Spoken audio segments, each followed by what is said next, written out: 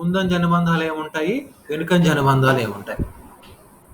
Forward and backward linkages in agriculture.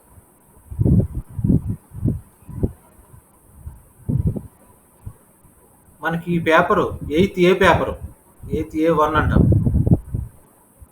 Agri business environment in Andhra Pradesh అనేటువంటి పేపర్లో మనకి ఆంధ్రప్రదేశ్లో వ్యవసాయ రంగం యొక్క పాత్ర, అలాగే ఆర్థిక వ్యవస్థపై వ్యవసాయ రంగం యొక్క ప్రభావం, అలాగే వ్యవసాయ రంగంలో ఉన్నటువంటి వెనుకంజ మరియు ముందంజ అనుబంధాలు. థర్డ్ టాపిక్, వ్యవసాయ రంగంలో ఉన్నటువంటి వెనుకంజ మరియు ముందంజ అనుబంధాలు.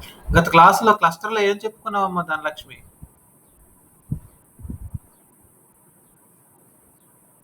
8th A పేపర్లో ఏం చెప్పుకున్నాము?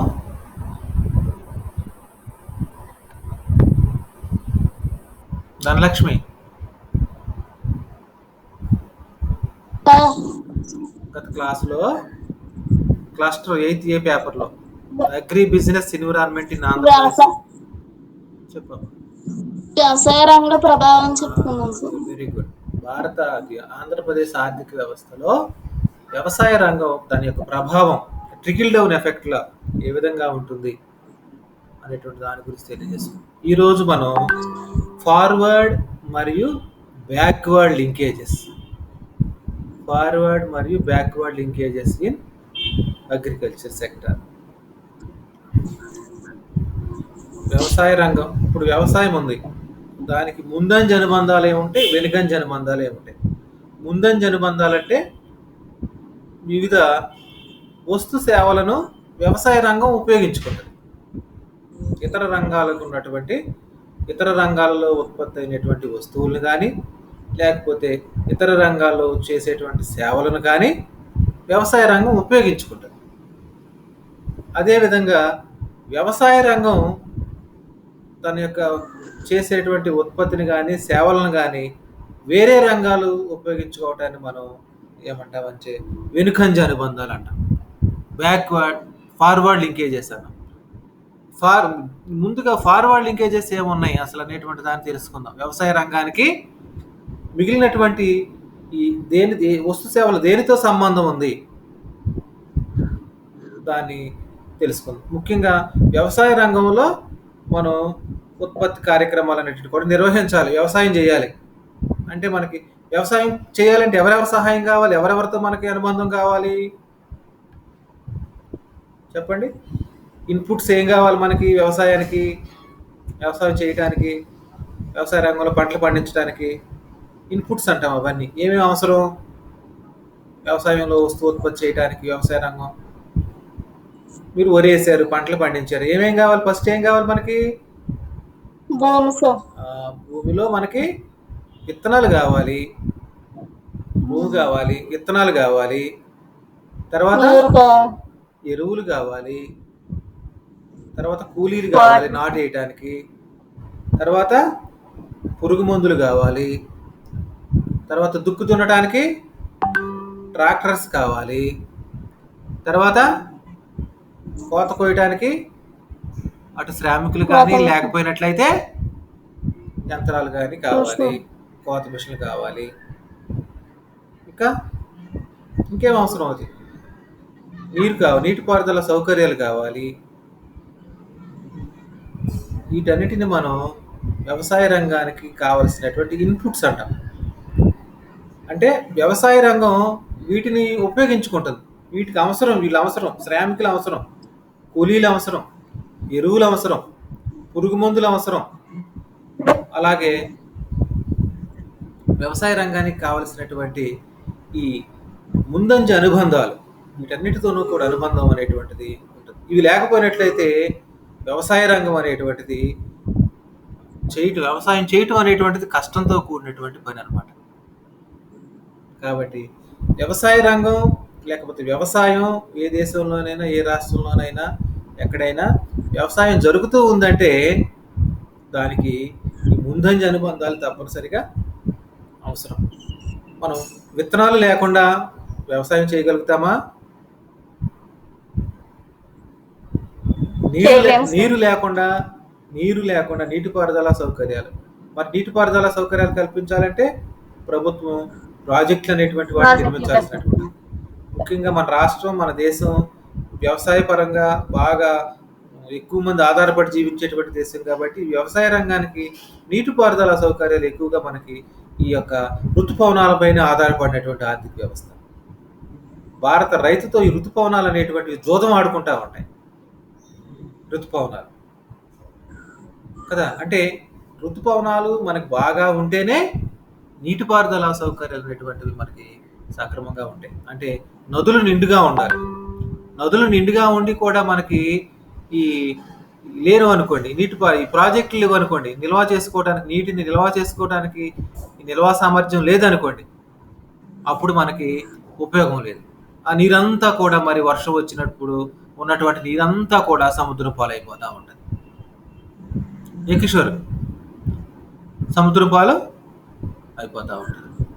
మరి అలాంటప్పుడు మనకి ప్రాజెక్టులు నిర్మించుకోవాల్సినటువంటి అవసరం, అంటే వ్యవసాయ రంగానికి కావాల్సినటువంటి నీటిపారుదలను ముందు ప్రభుత్వాలు ఏర్పాటు చేసుకోవాలి. అది కాలువల ద్వారా ఇస్తున్నారా, బోరుబావుల ద్వారా ఇస్తున్నారా, లేకపోతే ఇంకా వేరే వేరే పద్ధతుల్లో చెరువుల ద్వారా కానీ కుంటల ద్వారా కానీ ఏ విధంగా రైతులకు నీటిపారుదల సౌకర్యాలు కల్పించాలి, ఏ సౌకర్యాలు ఉన్నాయి ప్రజలకు, ఇంకా ఏ సౌకర్యాలు కావాలి అనేటువంటి వాటిపైన ప్రభుత్వానికి కంపల్సరిగా ఈ అవగాహన ప్రజలకు అందరికి కూడా ఉండాలి.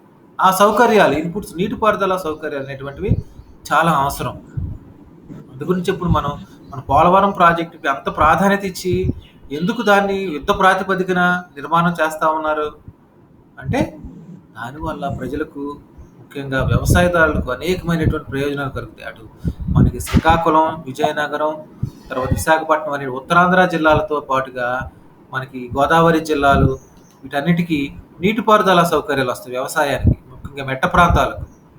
అలాగే దీన్ని మనం కృష్ణానదితో అనుసంధానం చేసి, ఈ కృష్ణానదిలో ఈ ఎగువ భాగానికి కూడా మనం నీటిపారుదల సౌకర్యాలు, గోదావరి నదుల్ని కృష్ణానదితో అనుసంధానం చేయడం, లింకేజెస్ ఆఫ్ రివర్స్ అంటాం, నదుల అనుసంధానం చేయడం. దీని ద్వారా ఈ నీటిపారుదల సౌకర్యాలన్నిటికీ కూడా కృష్ణానదికి కూడా పరివాహ ప్రాంతానికి కూడా అందించడానికి వీలవుతుంది అనమాట. అంటే ఎప్పుడైతే మనకి ఈ నీటిపారుదల సౌకర్యాలు అనేటువంటివి ఉన్నాయో, ఈ నీటిపారుదల సౌకర్యాల వల్ల మనకు వ్యవసాయం అనేటువంటిది ఎక్కువగా పండించుకోవడానికి సౌకర్యంగా అన్ని కాలాలలో, ముఖ్యంగా మనకు రాష్ట్రంలో చూసుకున్నట్లయితే ఈ గోదావరి, కృష్ణ మరియు తుంగభద్ర ఈ నదులు మనకి జీవనదులు కాదు. ఉత్తర భారతదేశంలో ప్రవహించేటువంటి నదులైనటువంటి గంగా, యమున, బ్రహ్మపుత్ర ఈ నదులు జీవనదులు. హిమాలయ పర్వత ప్రాంతాలలో పుట్టి ఎప్పుడూ కూడా ప్రవహిస్తూనే ఉంటాయి ఇవి. కాబట్టి అక్కడ నదులు నిండుగా ఉంటాయి. ఎప్పుడు మనం అనుకున్నట్లుగా ఖరీఫ్, రబీ 2 పంటలు పండుకోవడానికి, 2-3 పంటలు పండుకోవడానికి అవకాశం ఉంటుంది అక్కడ. కానీ మన దక్షిణ భారతదేశంలో వచ్చేటువంటి నదులు ఈ ఋతుపవన కాలం అయిపోయిన వెంటనే June to September, October, November నీటిని నిల్వ చేసుకుంటే నదుల్లో ప్రాజెక్టుల ద్వారా నీరు ఉంటుంది. కానీ ప్రాజెక్టు లేనట్లయితే నీరంతా కూడా మళ్ళా ఇంకిపోయి, లేకపోతే సముద్రం అయిపోయి వర్షాలు వచ్చినప్పుడు ఈ ఖరీఫ్ కాలం అయిపోయిన తర్వాత మనకి నవంబర్, డిసెంబర్ ఈ టైంలో మళ్ళా నూతనంగా మళ్ళీ ఈ రబీ సీజన్ అనేటువంటిది స్టార్ట్ అవుతుంది. అక్టోబర్, నవంబర్ ఈ సీజన్లో ఈ ఖరీఫ్ అయిపోయి రబీ సెంటర్కి వచ్చేసరికి నీరు పారుదల అనేది తక్కువగా ఉంటుంది. ఈ నదుల్లో నీరు అనేది తక్కువ. ఈ వేసవకాలం వచ్చేసరికి పూర్తిగా అడుగట్టిపోతాయి, ఈ నదుల్లో నీరు ఎండిపోతాయి. మార్చి, ఏప్రిల్ వచ్చేసరికి 30 నెలలు, మళ్ళా జూన్ నెల మళ్ళీ ఖరీఫ్ స్టార్ట్ అయ్యేసరికి మళ్ళా నదులు ఎప్పుడు నిండుతాయా, నదులు ఫుల్గా ఉన్నాయి లేదా, వర్షం కోసం ఎదురు చూస్తూ ఉంటాం నదులు.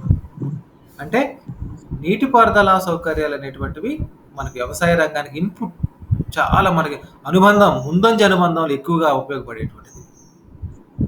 ఇది లేనట్లయితే దానికోసం ప్రభుత్వాలు ఈ ప్రాజెక్టులు అనేటువంటి వాటిని నిర్మించడానికి అవకాశం ఏర్పడుతూ ఉందన్నమాట. ఈ ప్రాజెక్టుల ద్వారా నీటిని నిల్వ చేసేటువంటి సామర్థ్యం పెరిగి అన్ని కాలాలకు ఖరీఫ్, రబీ 2 పంటలు పండించుకోవడానికి అవకాశం ఏర్పడుతుంది. నదులను అనుసంధానం చేయడం ద్వారా ఈ యొక్క సమస్యలన్నింటినీ కూడా పరిష్కారం అనేటువంటిది ఏర్పడుతూ ఉందన్నమాట. ఇలాగ మనకు ముందంజ అనుబంధాలలో ఇవి చాలా ముఖ్యమైనవి. అలాగే నీరుతో పాటు ఇంకా చాలా ప్రధానమైనది ఏంటంటే విత్తనాలు. మనం ఏవి తెస్తే ఆ పంట కోస్తాం. వేసేటువంటి విత్తనం మంచిదైనట్లయితే మనం కోసేటువంటి పంట కూడా మంచిగా పండుతుంది. ఇప్పుడు చూడండి, మనకి హరిత విప్లవ ప్రభావం వల్ల 3 నెలలకే మనకి పంట దిగుబడి అనేటువంటిది రావడానికి అనుగుణంగా మంచి దిగుబడి. ఉదాహరణకి ధాన్యం, వరి చూసుకున్నట్లయితే ఎకరానికి 40 బస్తాలు 50 బస్తాలు పండుతా ఉన్నాయి. సంకరజాతి విత్తనాలు, హైబ్రిడ్ విత్తనాలు వాడటం వల్ల తక్కువ కాలంలో ఎక్కువ దిగుబడినిచ్చేటువంటి ఈ విత్తనాలు అనేటువంటివి చాలా అవసరం. ముందంజ అనుబంధాల్లో మనకి విత్తనాలు కావాలి, ఇన్పుట్స్గా కదా. అలాగే మనకి యంత్ర పరికరాలు దున్నటానికి ట్రాక్టర్స్ కావాలి. తర్వాత డిస్క్లు అంటాం, అవి కావాలి ట్రాక్టర్స్కి కదా. ఈ యంత్రాలు కూడా మనకి వ్యవసాయ రంగానికి చాలా అవసరం. మరి యంత్రాలని, ఈ ట్రాక్టర్స్, యంత్రాలు, పవర్ స్పేర్స్ తయారు చేసేటువంటి పరిశ్రమలకు ఎక్కువ డిమాండ్ ఏర్పడుతుంది ఈ వస్తువులకి. దేని ద్వారా డిమాండ్ ఏర్పడుతుంది? వ్యవసాయ రంగం ద్వారా. పురుగు మందు కొట్టేటువంటి మిషన్ ఉన్నది, పవర్ స్పేర్ ఉన్నది, అది ఎక్కువగా వ్యవసాయ రంగమే డిమాండ్ చేస్తుంది. అలాగే ట్రాక్టర్స్ ఉన్నాయి, వ్యవసాయదారులే కోరుకుంటూ ఉంటారు. పవర్ స్పేర్స్, యంత్రాలు, తర్వాత కోత కొట్టేసేటువంటి ఈ మిషన్స్, ఈల్డింగ్ మిషన్స్ అంట, క్రాప్ ఈల్డింగ్ మిషన్స్ అంట, కోత కోసేటువంటి యంత్రాలు. మనం ఇప్పుడు అవి ఎక్కువగా వాటితోనే కోస్తున్నాం. మనుషులు వెళ్ళి కొయ్యడానికి లేకుండా పోతున్నాయి. అంటే మనుషులందరూ ఒకేసారి అందరికీ వాళ్ళు కొయ్యలేరు కాబట్టి ఎక్కువ మంది ఏం చేస్తున్నారు, ఈ మిషన్ ఎంత కోసేటప్పుడు సార్వా కానీ దాల్వా కానీ ఈ మిషన్లలో వెంటనే కొట్టి ఆ ధాన్యాన్ని వెంటనే పట్టే చేసుకుంటా ఉన్నారు. అదే మనుషులకు వస్తే దాన్ని కింద వరకు కోసి మళ్ళీ ఒక వారం పాటు ఎండబెట్టి దాన్ని మళ్ళీ తీసుకొచ్చి మళ్ళీ నూర్చడం అదంతా కష్టమైన పని. కాబట్టి ఈ మిషన్ల ద్వారా వెంటనే, ఈ ఈల్డింగ్ మిషన్స్ ద్వారా వెంటనే ధాన్యం అనేటువంటిది చేతిలోకి వచ్చేస్తూ ఉందన్నమాట. దాన్ని అమ్ముకోవడానికి రైతులు కొద్ది రోజులు ఆరబెట్టుకుని వెంటనే అమ్మేసుకుంటా ఉన్నారు. ఇవి సహజంగా ఏమేమి చెప్పుకున్నా, ముందంజ అనుబంధాలు ఏమేమి ఉన్నాయమ్మా వ్యవసాయ రంగానికి? నీటిపారుదల సౌకర్యాలతో కావాలి, అవి అందించేటువంటి ప్రభుత్వాలు ఎక్కువ బోరుబావుల ద్వారా కానీ, కాలువల ద్వారా కానీ, నదుల ద్వారా కానీ, చెరువుల ద్వారా కానీ, కుంటల ద్వారా కానీ నీటిని నిల్వ చేసుకుని అని గ్రౌండ్లో ఉన్నటువంటి వాటర్ కూడా ఎక్కువగా ఉండేలాగా, ముఖ్యంగా ఈ వ్యవసాయానికి తోట పంటలు ఏవైతే ఉన్నాయో వాటికి, అలాగే మనకి ఈ వరి ఇలాగ సార్వా దాల్వా అంటాం మనం, ఖరీఫ్ రబీ పంటలకు కూడా నీటిపారుదల సౌకర్యం అనేటువంటివి అవసరం. అలాగే మరీ ముఖ్యంగా మనకి విత్తనాలు అనేటువంటివి చాలా అవసరం. అలాగే ఎరువులు ముఖ్యంగా చూడండి, రైతుల కోసం ఈ ఎరువులు తయారు చేసేటువంటి ఫ్యాక్టరీలు చాలా ఉన్నాయి. కోరమండల్ అని, గ్రోమోర్ అని, ఇవి డిఏపి ఎరువులు, యూరియా 20-20, 28-28, 3-17 రకరకాలైనటువంటి ఎరువులను ఉత్పత్తి చేసేటువంటి పరిశ్రమలు ఉన్నాయి. వాటన్నిటికీ డిమాండ్ వ్యవసాయ రంగం నుంచే వస్తుంది కదా. వ్యవసాయ రంగం నుంచే వస్తుందన్నమాట. అంటే వ్యవసాయ రంగం బాగా ఉంటే ఆటోమేటిక్గా ఈ పరిశ్రమలు ఉత్పత్తి చేసినటువంటి ఈ వస్తువులకు డిమాండ్ బాగా ఉంటుంది. ఎరువులు, పురుగు మందులు, వీటికి. తద్వారా వ్యవసాయం చక్కగా దిగుబడి అనేటువంటిది ఎక్కువ రావడానికి అవకాశం ఉంటుంది. అయితే ఇటీవల కాలంలో మనకి ఈ ఆర్గానిక్ ఫార్మింగ్ అనేటువంటిది ఎక్కువ అమల్లోనికి వచ్చింది. ఎరువులు, పురుగు మందులు అనేటువంటివి ఏమీ వాడకుండా న్యాచురల్గా పంట పండినట్లయితే ఆ న్యాచురల్గా పడినటువంటి పంట ద్వారా ఈ ఆరోగ్యకరంగా ఉంటాం అనేటువంటి ఉద్దేశంతో అవి ఎక్కువగా పండిస్తూ ఉన్నారు, ఎంత ఖర్చు అయినప్పటికీ కూడా. సహజంగా ఈ పశువుల నుంచి వచ్చేటువంటి ఆ పేడ వాటిని ఉపయోగించి వాటికి పురుగు మందులు ఇంకా ఎరువులు అలాంటివి ఏమి వేయకోకుండా న్యాచురల్గానే వాటిని పండించి తద్వారా ఎక్కువ కాలం 2-3 నెలల్లో రాదు ఈ పంట చేతికి. మంచి విత్తనాలు వేసి చక్కగా ఆర్గానిక్ ఫార్మింగ్లో పండిస్తూ ఉన్నారు రైతులు. ఇది ఒక ఆర్గానిక్ ఫార్మింగ్ అనేటువంటిది మరొక ముఖ్యమైనటువంటి భావన, అదొక భావన. తర్వాత మనకి ఇంకా ఈ యంత్రాలు, యంత్ర పరికరాలు ఇవన్నిటిని కూడా మనం ఫార్వర్డ్ లింకేజెస్ మరియు అంటే ముందంజ అనుబంధాలు, వెనుకంజ అనుబంధాలు. తర్వాత వాటికి వచ్చేసరికి మనకి వ్యవసాయాన్ని ఉపయోగించుకునేటువంటివి ఏమున్నాయి? ఫార్వర్డ్ ఏమున్నాయమ్మా? వ్యవసాయ రంగంలో పడినటువంటి పంటలను ఉపయోగించుకుని ఫార్వర్డ్ లింకేజెస్ ఏమేమి ఉన్నాయి? పంచదార, అదే బ్యాక్వర్డ్ చెరుకు చెప్పాం. సార్. అంటే వ్యవసాయ రంగం, వ్యవసాయదారులు పండించినటువంటి వ్యవసాయ ఉత్పత్తుల్ని, చెరుకు, వ్యవసాయదారు పత్తి. సేవలను ఎవరైతే ఉపయోగించుకుంటారో వాటిని మనం ఫార్వర్డ్ లింకేజెస్ అంటాం. ఇప్పుడు వరకు బ్యాక్వర్డ్ లింకేజ్ అంటే వ్యవసాయ రంగం ఉపయోగించుకునే వాటి గురించి తెలుసుకున్నాం. అవి వ్యవసాయ రంగం డెవలప్ అయితే ఎరువుల పరిశ్రమ బాగా డెవలప్ అవుతుంది, పురుగు మందుల పరిశ్రమ బాగా డెవలప్ అవుతుంది, అలాగే నీటిపారుదల సౌకర్యాలు ఎక్కువగా ఉంటాయి, అలాగే యంత్రాలు, యంత్ర పరికరాలకు ఎక్కువ డిమాండ్ ఏర్పడుతుంది. అవి మనం బ్యాక్వర్డ్ అన్నాం. తర్వాత ఫార్వర్డింగ్, ముందంజ అనుబంధాలు ఏముంది, వెనుకంజ అనుబంధాలు చూసుకుని ముందంజ అనుబంధాలు. అయితే వ్యవసాయ రంగం ఉత్పత్తి చేసినటువంటి ఉత్పత్తులను ఉపయోగించి ఏ పరిశ్రమలైతే, ఏ వ్యక్తులైతే, ఏ సంస్థలైతే వాటిని ఉపయోగించుకుని మరొక నూతనంగా వీటిని సృష్టిస్తూ ఉంటారో అవి మనకు ముందంజ అనుబంధాలు అంటాం. ముందంజ అనుబంధాల్లో ప్రధానంగా వ్యవసాయ ఉత్పత్తులైనటువంటి చూడండి, ఇప్పుడు మనకి జ్యూస్ వస్తూ ఉంది, ఆరెంజ్ జ్యూసు, యాపిల్ జ్యూసు, తర్వాత గ్రేప్ జ్యూసు, ఇవన్నీ కూడా తయారవుతూ ఉన్నాయి. ఫుడ్ ప్రాసెసింగ్ ఇండస్ట్రీస్ అంటాం. అంటే వ్యవసాయ రంగంలో తయారైనటువంటి వస్తువులను ఉపయోగించుకుని వినియోగదారుడు కొనుక్కోవటానికి అనుగుణంగా అప్పటికప్పుడే వాడు తినడానికి లేకపోతే త్రాగడానికి అనుగుణంగా తయారు చేసేటువంటి ఇండస్ట్రీస్ ఎక్కువ డెవలప్ అవుతున్నాయి. అంటే వ్యవసాయ రంగం ద్వారా వచ్చినటువంటి ఉత్పత్తుల్ని ఈ ఫుడ్ ప్రాసెసింగ్ ఇండస్ట్రీస్ అంటున్నాం. ఇవి ఎక్కువగా డెవలప్ అవుతాయి ముందంజ అనుబంధాలలో. ఈ ఫుడ్ ప్రాసెసింగ్ ఇండస్ట్రీస్ అనేటువంటివి ఏవైతే ఉన్నాయో ముఖ్యంగా ఇవి వ్యవసాయ వస్తువులను ముడిసరుకుగా ఉపయోగించుకుని అవి వస్తువులు తయారు చేస్తూ ఉన్నాం. ఉదాహరణకి చట్నీలు తయారు చేసేటువంటి పరిశ్రమ ఉన్నది. అటు వ్యవసాయ రంగంలో ఉత్పత్తి అయినటువంటి మామిడికాయలు కానీ, తర్వాత ఉసిరికాయలు కానీ, తర్వాత ఇంకా అన్నిటినీ ఇప్పుడు చట్నీలుగా తయారు చేస్తాం. ఫుడ్ ప్రాసెసింగ్ అంటాం. వాటిని తయారు చేసి ఆ పరిశ్రమలు వ్యవసాయ రంగాన్ని ఉపయోగించుకుని వ్యవసాయ ఉత్పత్తుల్ని అవి పంటలు పండించుకుంటూ ఉన్నాయి. తర్వాత మనకి ఇంకా చూసుకున్నట్టయితే ఈ యొక్క ముందంజ అనుబంధాలలో ఇంకేమున్నాయి, వ్యవసాయ వస్తువులు ఉపయోగించుకునేటువంటి పరిశ్రమలు, రైస్ మిల్లులు ఉన్నాయి.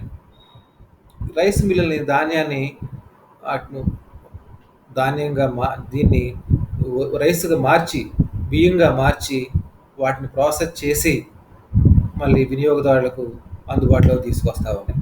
అంటే ధాన్యం ఏదైతే ఉన్నదో పడినటువంటి వడ్లు లేక ధాన్యాన్ని ప్రాసెస్ చేసి, అంటే పైన ఉన్నటువంటి ఆ తొక్కనంతా కూడా తీసివేసి మనం తినడానికి అనుగుణంగా వీటిని అందిస్తూ ఉన్నాయి.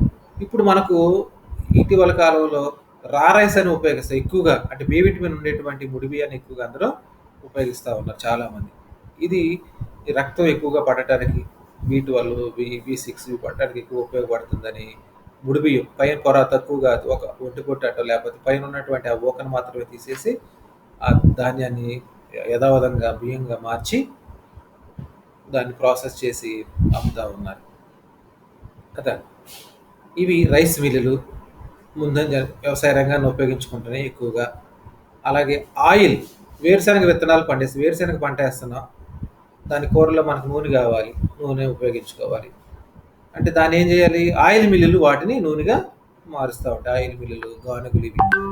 అంటే ఇక్కడ మనకి ఆయిల్ మిల్లులు అనేటువంటివి ఏవైతే ఉన్నాయో అవి ఈ ముడిసరుకుగా చూడండి ఏమేమి నూనె ఏమేమి దేని ద్వారా నూనె వస్తుంది మనకి, వేరుశనగ నూనె, సన్ఫ్లవర్, నువ్వులు, అది చాలా ఇంపార్టెంట్, నువ్వుల నూనె, వేరుశనగ, నువ్వులు, సన్ఫ్లవర్, ఇంకా ప్రతి విత్తనాల నుంచి కూడా నూనె తీస్తున్నారు. మనం అప్పుడు అక్కడ ఒక పరిశ్రమలోకి వెళ్ళాం, తౌడు ద్వారా నూనె తయారీ, గుండుగోళం దగ్గర నాగహనుమాన్ అనే ఫ్యాక్టరీకి తీసుకెళ్ళాం మీ అందరూ అప్పుడు నూనె ద్వారా, ఈ తౌడు ద్వారా నూనె ఏ విధంగా తయారు చేస్తున్నారు, ఇది కూడా ఇప్పుడు ఇటీవల కాలంలో ఎక్కువగా ఉపయోగిస్తూ ఉన్నారు. తౌడు ద్వారా తౌడు నూనె అనమాట. రైస్ బ్రాన్ ఆయిల్ అంట, groundnut oil, sunflower oil, ఇంకేమి నూనెలు ఉపయోగిస్తున్నా, నువ్వుల నూనె, ప్రతి గింజల నుంచి తీసేటువంటి నూనె, తర్వాత పామ్ ఆయిల్ ఎక్కువగా ఉపయోగిస్తారు. పామ్ ఆయిల్ కూడా నూనెలకు మనం కూరల్లో వాడుకోవడానికి ఎక్కువగా మనకి ఏంటంటే బ్యాడ్ కొలెస్ట్రాల్, గుడ్ కొలెస్ట్రాల్ రెండు ఉంటాయి ఇందులో.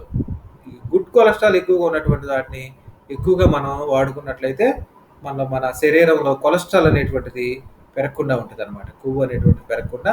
అంటే మనిషి జీవించడానికి ఈ నూనెలు కావాలి, ప్రోటీన్స్ కావాలి, అలాగే విటమిన్స్ కావాలి, ఇవన్నీ కావాలనమాట ఆరోగ్యవంతంగా జీవించడానికి.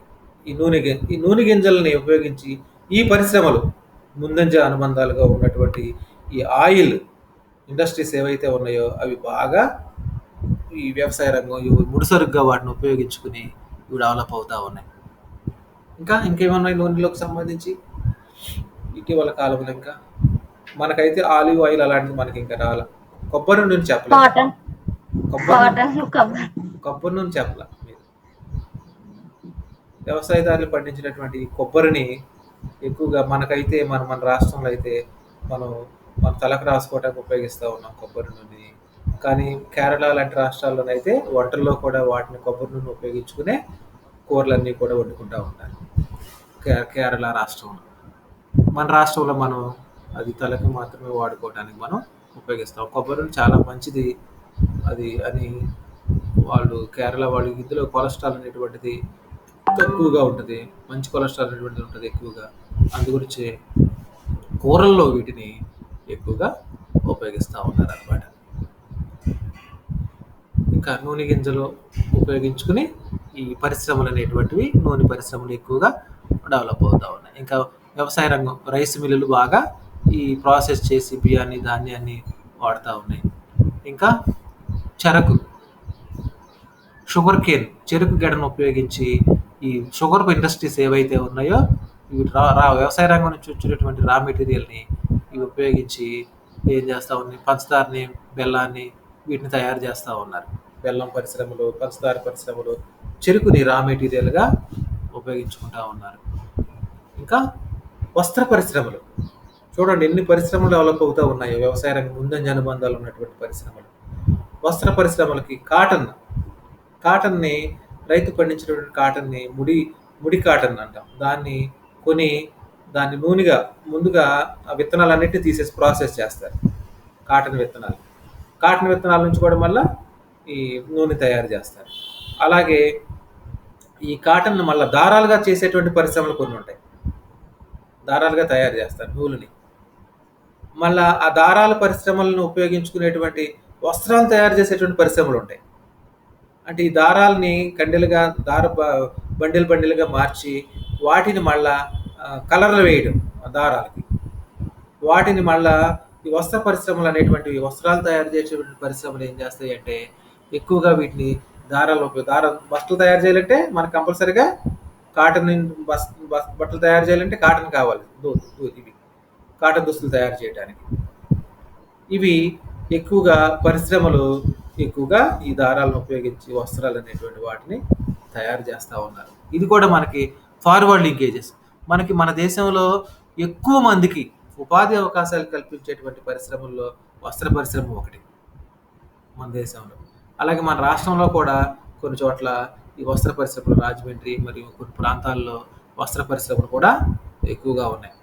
అంటే బట్టలు తయారు చేసేటువంటి పరిశ్రమలు. ఇంకా వీటిని ఉపయోగించి రెడీమేడ్ దుస్తులు తయారు చేసేటువంటివి కూడా ఉన్నాయి. ఈ బట్టలు ఎవరైతే ఈ టన్నులుగా చుట్టూ ఉంటారు వాటిని మళ్ళీ రెడీమేడ్ తయారు చేసేటువంటి పరిశ్రమలు కొన్ని ఉన్నాయి. అంటే వీటిని ఈ పరిశ్రమలో ముడిసరిగ్గా ఉపయోగించుకుని రెడీమేడ్ దుస్తులు తయారు చేసేటువంటి పరిశ్రమలు అక్కడ వాటికి ముడిసరిగ్గా ఉపయోగపడతాయి అన్నమాట. అంటే వ్యవసాయ రంగంలో ఉత్పత్తి అనేటువంటి ఈ దారాన్ని ఉపయోగించుకుని ఈ పరిశ్రమలు ముడిసరుకుగా ఉపయోగించుకుని దారాలు తయారు చేస్తున్నాయి. దారాలను ఉపయోగించుకుని వస్త్ర పరిశ్రమలు వస్త్రాలు తయారు చేస్తున్నాయి. తయారు చేసినటువంటి ఈ వస్త్రాలు మళ్ళీ రెడీమేడ్ తయారు చేసినటువంటి పరిశ్రమల్లో రెడీమేడ్ దుస్తులు తయారు చేస్తూ ఉన్నాయి. ఇలాగా ముందంజ అనుబంధాలు అనేటువంటివి చాలా ఎక్కువగా ఉండేది వ్యవసాయ రంగానికి. ఇంకా వ్యవసాయ రంగం యొక్క ఈ ఉత్పత్తులు ఇంకేం ఉపయోగించుకుంటున్నాం? ఇప్పుడు మామిడి పళ్ళు ఉన్నాయి. మామిడి పళ్ళుని జ్యూస్ ఇస్తా ఉన్నాం, మ్యాంగో జ్యూస్ కదా. అంటే ఆ జ్యూస్ తయారు చేసేటువంటి పరిశ్రమలు, గ్రేప్ జ్యూస్ తయారు చేసేటువంటి పరిశ్రమలు. అలాగే ఈ ముఖ్యంగా మనకి హార్టికల్చర్. మీరు వెంకటరామన్ కూడా మన యూనివర్సిటీకి వెళ్ళారు. అక్కడ ఈ యొక్క పంటలని ఏ విధంగా సాగు చేయాలి, ఈ పంటలను ఉపయోగించుకుని మార్కెటింగ్ చేయడం ద్వారా ఏ విధంగా ఎక్కువ లాభాలని ఆర్జించవచ్చు అనేటువంటి విషయాలను మీరు చక్కగా క్లియర్గా తెలుసుకున్నారు అక్కడ వెంకటరామన్నగూడెం హార్టికల్చర్ యూనివర్సిటీలో. తాడేపల్లిగూడెం వెళ్ళినప్పుడు ఇన్ని రోజులు 3 రోజులు వెళ్ళారు కదమ్మా. హార్టికల్చర్ 2 రోజులు సార్. హార్టికల్చర్ ప్రొడక్ట్స్ ఏమన్నా ఇప్పుడు ఎపికల్చర్ అన్నాం. ఎపికల్చర్ అంటే ఏంటి? తేనెను తయారు చేసేటువంటి పరిశ్రమ ఎపికల్చర్. అలాగే సెరికల్చర్ పట్టు పురుగులను తయారు చేసేటువంటి పరిశ్రమ. పట్టు పురుగులు అక్కడ ఈ వాటిని అక్కడ ఏర్పాటు చేసుకోవటం వల్ల ఆ యొక్క ఆకుల్ని, మల్బరీ ఆకుల్ని అవి తిని పట్టు పురుగులు గూళ్ళుని అనేటువంటి వాటిని తయారు చేస్తాయి. తద్వారా చూడండి, పట్టు చీరలకి వాటికి ఎంత డిమాండ్ ఉంటుందో దాని ద్వారానే పట్టుకి ఎక్కువగా లాభం వస్తుంది. అంటే సెరికల్చర్ పట్టు పురుగుల యొక్క పెంపకం అంటాం.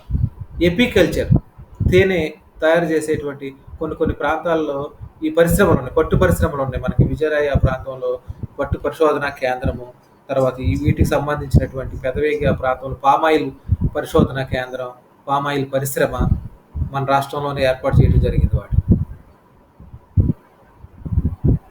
కదా. ఇంకా మనకి వ్యవసాయ రంగం హార్టికల్చర్, తర్వాత ఫ్లోరికల్చర్ పువ్వులను కూడా, ఇది కూడా వ్యవసాయ రంగంలోనే వస్తుంది. ఫ్లోరికల్చర్ చూడండి, ఇప్పుడు మనకి సీజనల్గా వచ్చేటువంటి ఫ్రూట్స్ని ఉపయోగించుకుని అనేకమైనటువంటి జ్యూసులు తయారు చేస్తూ ఉంటారు కదా. హార్టికల్చర్లో మనకి ఉన్నటువంటి ఫ్రూట్స్లో ఏవైతే ఉన్నాయో వాటన్నిటినీ కూడా పరిశ్రమలు ఒక్కొక్క పరిశ్రమ. సపోటా చూడండి, సపోటా, దానిమ్మ, బత్తాయి. ఈ సంవత్సరం చూడండి, బత్తాయికి ఎప్పుడూ లేనంత రేటు వచ్చిందండి. బత్తాయి రసానికి దొరకట్లేదు. బత్తాయి కొనాలన్నా కూడా ఈ రోజుల్లో. అంటే ఇమ్యూనిటీ పెరిగేటువంటి శక్తి వాటికి ఉందని, సి విటమిన్ వస్తుందని వాళ్ళు అందరూ కూడా నమ్మటం వల్ల ఎక్కువ బత్తాయి రసం తాగమని చెప్తా ఉన్నారు డాక్టర్లు. కాబట్టి వీటికి బత్తాయి రసాన్ని ఉపయోగించి తయారు చేసేటువంటి ప్రాసెస్, నిల్వ ఉండటానికి ఉపయోగించేటువంటి పరిశ్రమలు ఉన్నాయి. మళ్ళీ ఎక్స్పోర్ట్. ఉదాహరణకి మనకి జామ పళ్ళు ఎక్కువగా మనం తింటాం, మన న్యాచురల్గా ఎప్పుడు దొరుకుతూ ఉంటాయి. వాటి పండు నుంచి కూడా, జామ పళ్ళను కూడా జ్యూస్ చేసి అవి నిల్వ ఉండే విధంగా చేసేటువంటి పరిశ్రమలు ఉన్నాయి మన రాష్ట్రంలోనే ఉన్నాయి. అలాగే గ్రేప్స్ని పండించి వాటిని జ్యూస్ని తయారు చేసేటువంటి పరిశ్రమలు. మీ ఊరి పక్కనే అక్కడ ఇది వరకు మామిడి కోళ్ళని రసం తీసేటువంటి పరిశ్రమ ఉన్నది కదా, మూసేసినట్టున్నారుగా మీ ఊళ్ళో. సార్ మూసేసారండి, మళ్ళీ ఓపెన్ చేస్తారండి సార్. జ్యూస్ తయారు చేసేది కదా, మ్యాంగో జ్యూస్ తయారు చేసే పరిశ్రమే కదా అది. అవును సార్. మీకు తెలిసి ఎప్పుడన్నా ప్రొడక్షన్ జరిగింది అక్కడ చిన్నప్పుడు మీరు ఉన్నప్పుడు? జరిగింది సార్, కానీ మేము ఎప్పుడు చూడలేదండి. చూడలేదా? ఓకే. ఇలాగా ఈ పరిశ్రమలకు ఏవైతే ఉన్నాయో వ్యవసాయ రంగాన్ని ఉపయోగించుకుని, ఈ పరిశ్రమలన్నీ కూడా వ్యవసాయ రంగం వచ్చిన ముడిసరుకుగా ఉపయోగించుకుని ఇవి ఎక్కువగా ఈ వ్యవసాయ రంగం అంటే ఈ పరిశ్రమలు బాగా డెవలప్ అయినాయి అనుకోండి, అప్పుడు వ్యవసాయ రంగం ఇంకా ముడిసరుకు బాగా కావాలని కోరుకుంటుంది. ఇప్పుడు జ్యూసు పరిశ్రమ, బత్తాయి కానీ ఈ జ్యూసులకు ఎక్కువ డిమాండ్ ఏర్పడుతుంది ప్రజలకి. అంటే అటు వ్యవసాయదారులు పండించేటువంటి పంటకు ఎక్కువ డిమాండ్ ఏర్పడుతుంది అనమాట. ముందంజ అనుబంధాలు ఆ విధంగా ఉంటాయి. అంటే వ్యవసాయ రంగం అభివృద్ధి అవడంతో పాటు దానికి వెనుకంజ అనుబంధాలు మరియు ముందంజ అనుబంధాలు ఏవైతే ఉన్నాయో అవి కూడా బాగా డెవలప్ అయ్యి ఆర్థిక అభివృద్ధికి తోడ్పడతా ఉంటాయి. లింకేజెస్ ఎక్కువగా ఉండాలి మనకి ఎప్పుడైనా సరే. కొత్తగా ఈ ఫుడ్ ప్రాసెసింగ్ ఇండస్ట్రీస్ అనేటువంటి వచ్చిన తర్వాత, అగ్రి బిజినెస్ అనేటువంటిది బాగా డెవలప్ అయిన తర్వాత ప్రభుత్వాలు ఎక్కువ చొరవ చూపుతా ఉన్నాయి ఈ ఫుడ్ ప్రాసెసింగ్ ఇండస్ట్రీస్కి. అగ్రో బేస్డ్ ఇండస్ట్రీస్ అంటాం, వ్యవసాయ ఆధారిత పరిశ్రమలు అంటాం వీటిని. అంటే వ్యవసాయ రంగం నుంచి వచ్చినటువంటి ఆ ముడి సరుకును ఉపయోగించి ఈ పరిశ్రమలు నూతనంగా మరొక వస్తువుని తయారు చేస్తూ ఉన్నాయి. జ్యూస్ని తయారు చేసేటువంటి పరిశ్రమే కావచ్చు, తర్వాత ఈ ఈ ఫుడ్ ప్రాసెసింగ్ ఇండస్ట్రీస్ అన్నిటిని కూడా. ఇప్పుడు చూడండి, ఈ చేపలు వీటిని కూడా ప్రాసెస్ చేస్తూ ఉన్నారు, ప్రాసెస్ చేసేసి అమ్ముతూ ఉన్నారు. అలాగే కోళ్ళు నుంచి వచ్చేటువంటి పిగ్గరీస్ ఉన్నాయి, పందుల మాంసాన్ని వాటి ప్రాసెస్ చేసి బేకర్ని అమ్ముతూ ఉంటారు. మనకి గన్నవరంలో ఇది ఉంది అక్కడ మనకి పిగ్గరీ అనేటువంటి పందుల పెంపక కేంద్రం. అలాగే కోడి మాంసానికి చేపలు ప్రాసెస్ చేసి నిల్వ ఉండటానికి అనుగుణంగా చట్నీలు కూడా చేస్తా ఉన్నారు. ఆ పరిశ్రమలు కూడా డెవలప్ అవుతా ఉన్నాయి.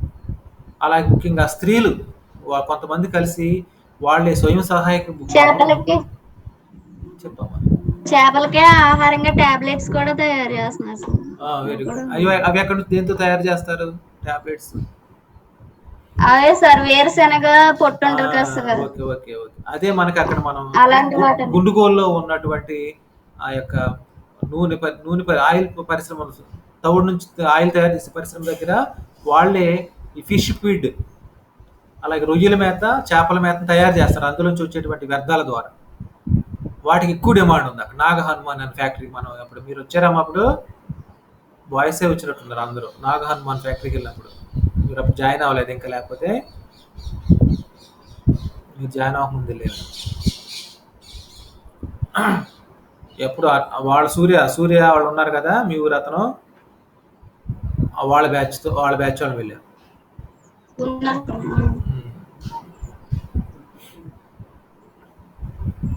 ఇలాగ మనకి ఈ ఫుడ్ ప్రాసెసింగ్ ఇండస్ట్రీస్ అనేటువంటివి బాగా డెవలప్ అవటం వల్ల వ్యవసాయ రంగం ఉత్పత్తులకి బాగా డిమాండ్ ఏర్పడతా ఉంది.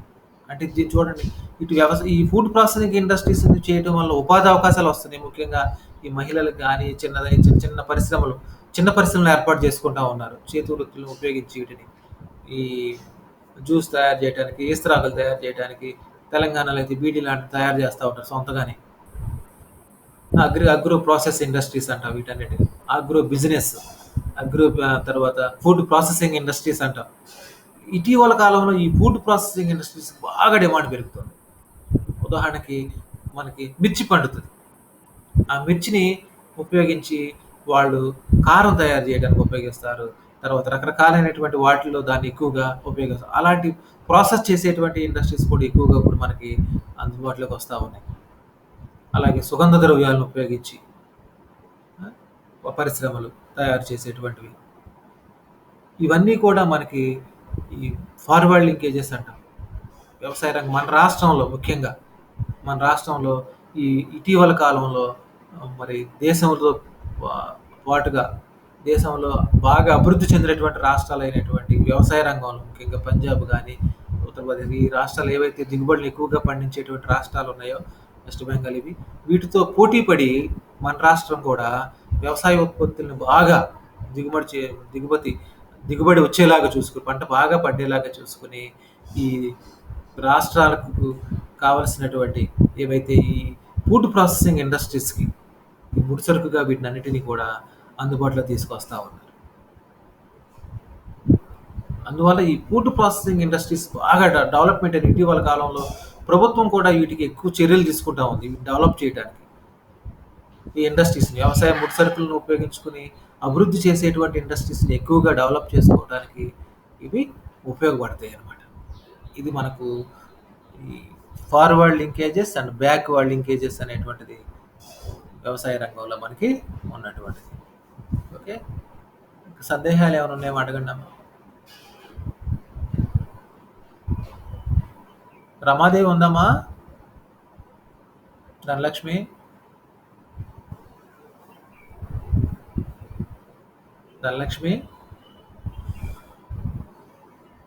నీతో పాటు రమాదేవి కూడా ఉందా? వేరే మొబైల్ నుంచి ఆవిడని చేయమంటున్నావు, మొబైల్ ఇంకా అందుబాటులోకి రాలేదమ్మా?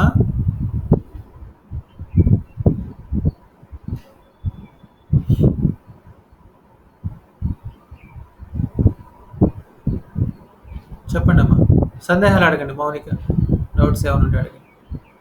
ఫస్ట్ యూనిట్ అయింది ఇందులో మనకి క్లస్టర్ ఏలో, అగ్రి బిజినెస్ ఎన్విరాన్మెంట్ ఇన్ ఆంధ్రప్రదేశ్లో 3 టాపిక్స్ వచ్చినాయి ఇందులో. నేను చెప్పిన లెసన్ ఒకసారి చెప్పరా సార్? అది మొన్న చెప్పింది కదా, నువ్వు అటెండ్ కానప్పుడుదా? చెప్తాను అది కూడా చెప్తాను, మళ్ళీ చెప్తాను. మళ్ళీ అన్ని రివిజన్ చేస్తాను ఒకసారి అన్ని. Okay sir. Effects of agriculture అన్న టాపిక్, వ్యవసాయ రంగ ప్రభావం ఏ విధంగా ఉందన్న ఆంధ్రప్రదేశ్. సరేనా? Okay sir. మళ్ళా క్లాస్ ఉంది కానీ మళ్ళా ఎప్పుడు ఎన్నింటికి ఉంది మళ్ళీ క్లాసు? ఎకనామిక్స్ క్లాస్ ఈ రోజు మళ్ళా ఉంది. రోజుకి ఎకనామిక్సే 3 క్లాసులు ఉంటున్నాయి. ఈ రోజు మళ్ళీ లాస్ట్ పీరియడ్ ఉన్నది.